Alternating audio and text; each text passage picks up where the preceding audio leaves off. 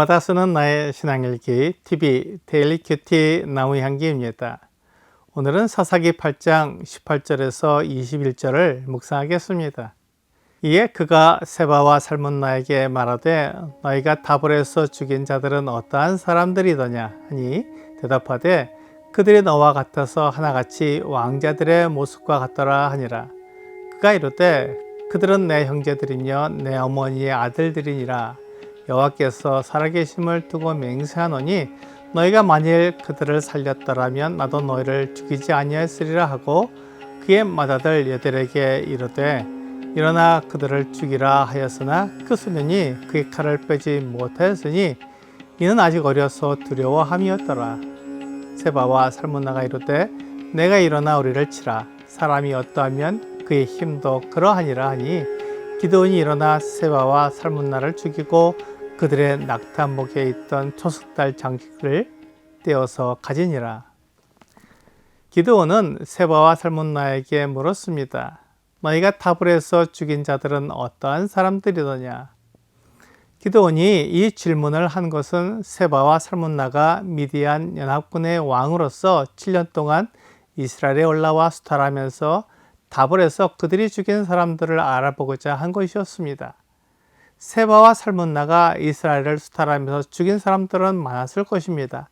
그런데 특히 다볼에서 죽인 사람들을 기억하는 것은 그들이 왕자와 같았기 때문입니다. 기드온은 세바와 살문나의 대답을 듣고는 그들이 자신의 형제들이며 내 어머니의 아들들이라고 말했습니다. 그러니까 세바와 살문나가 죽인 왕자와 같은 사람들은 기드온의 친형제들이었던 것입니다. 세바와 살문나가 그들이 기드온의 친형제라는 것을 알고 죽인 것은 아니었습니다. 기드온이 이렇게 대단한 용사가 될 것은 아무도 생각하지 못했습니다. 그런데 세바와 살문나가 생각하지 않고 죽인 사람들이 기드온의 형제들이었던 것입니다.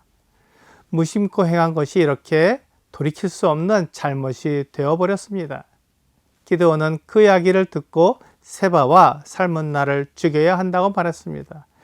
이것은 다른 사람으로부터 죽임을 당한 피해자의 가장 가까운 혈족이 복수자가 되어 살인자의 생명을 요구할 권리와 의무를 지는 풍수 때문이었습니다. 창세기 9장 5절과 6절은 내가 반드시 너희의 피, 곧 너희의 생명의 피를 찾으리니 짐승이면 그 짐승에게서 사람이나 사람의 형제면 그에게서 그의 생명을 찾으리라. 다른 사람의 피를 흘리면 그 사람의 피도 흘릴 것이니 이는 하나님이 자기 형상대로 사람을 지으셨음이니라 라고 말씀하고 있습니다. 하나님께서는 노아에게 고기를 먹도록 허락하시면서 그 고기를 생명되는 피째 먹지 말라고 명령하셨습니다. 그러면서 만일 다른 사람의 피를 흘리면 그 사람의 피도 흘릴 것이라고 말씀하시면서 피의 보복을 정해 주셨습니다.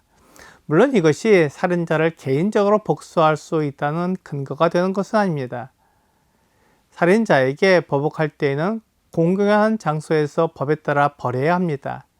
개인적인 복수는 복수를 낳습니다. 그래서 복수는 개인적으로 하는 것이 아니라 법적으로 공공연하게 해야 합니다. 기드온은 세바와 살문나를 전장을 통해 잡았고 그들이 미디안의 왕이었기 때문에 죽일 수 있는 상황이 되었습니다. 그래서 그들에게 법적이고 공공연하게 복수하는 것입니다. 기드온이 복수한다고 해서 개인적으로 복수하는 것이 아니라는 것을 분명히 알아야 합니다. 기드온은 자신의 맏아들인 여델에게 세바와 살문나를 죽이라고 말했습니다. 세바와 살문나가 어린 소년의 손에 죽임을 당했다는 것은 그들에게 매우 치욕적인 일이 됩니다. 그들은 왕이었고 용사였기 때문에 어린 소년의 손에 죽임을 당한다는 것은 씻을 수 없는 불명예가 됩니다. 그런데 여델은 아직 어려서 사람을 죽이는 것이 두려웠는지 칼을 빼지 못했습니다. 그러자 세바와 살문나는 기드온에게 자기들을 죽이라고 말했습니다. 그들이 기드온에게 죽는 것은 부끄럽지 않았지만 기드온의 아들에게 죽임을 당하는 것은 부끄러운 일이었기에 기드온에게 자신들을 죽이라고 말한 것입니다. 그들은 죽으면서도 자기들의 명예를 생각할 정도로 용사였습니다. 그래서 기드온이 일어나 그들을 죽이고 그들의 낙타목에 있던 초석달 장식을 떼어서 가졌습니다. 기드온이 세바와 살문나를 죽일 수 있었던 것은 그가 미디안을 이긴 장군이었기 때문입니다. 기드온은 만약 세바와 살문나가 답을 해서 자기의 형제들을 죽이지 않았다면 그도 세바와 살문나를 죽이지 않았을 것이라고 말합니다. 세바와 살문나는 아무 생각 없이 그들을 죽였지만 그것이 그들의 죽임을 부른 행동이었던 것입니다. 우리도 무심코 하는 행동들이 있습니다. 우리가 하나님을 떠났기 때문에 하나님 없이 나를 드러내고 내 영광을 위해 살려고 하는 행동을 하게 됩니다. 사람들은 특별히 무엇을 생각하고 그런 말을 하는 것은 아니지만 재수없어, 운이 나쁘네, 진화가 덜 돼서 그러나 봐, 궁합을 봐야 돼, 손이 없는 날과 같은 말을 사용합니다. 또한 청소년들이 잘 사용하는 욕설들의 말들을 하나하나 살펴보면 도저히 말할 수 없는 그런 단어들을 사용해서 욕을 하고 있는 것을 보게 됩니다. 그런 말을 사용할 때 특별히 하나님을 대적하려고 하지는 않지만 결국 그런 말들이 하나님을 대적하는 말로 사용됩니다. 하나님은 사람의 행동뿐만 아니라 말도 심판하십니다. 마태복음 12장 36절은 내가 너희에게 이르노니 사람이 무슨 무익한 말을 하든지 심판날에 이에 대하여 신문을 받으리라 라고 말씀하고 있습니다. 사람의 행동뿐만 아니라 그 사람이 한 무익한 말에 의해서도 심판을 받게 됩니다. 그러므로 우리가 무심코 한 잘못에 의해 하나님께 심판을 받게 되는 것입니다. 기드온의 형제들을 죽인 세바와 살문나는 그들이 기드온을 괴롭힐 생각으로 기드온의 형제들을 죽인 것은 아니었지만 그들이 무심코 지은 죄가 그들을 죽음으로 이끌어갔습니다. 우리가 무심코 한 말이 하나님을 대적하는 말이 됩니다. 그러므로 내가 하는 단어 하나하나가 무슨 의미가 있는지 생각하면서 사용해야 합니다.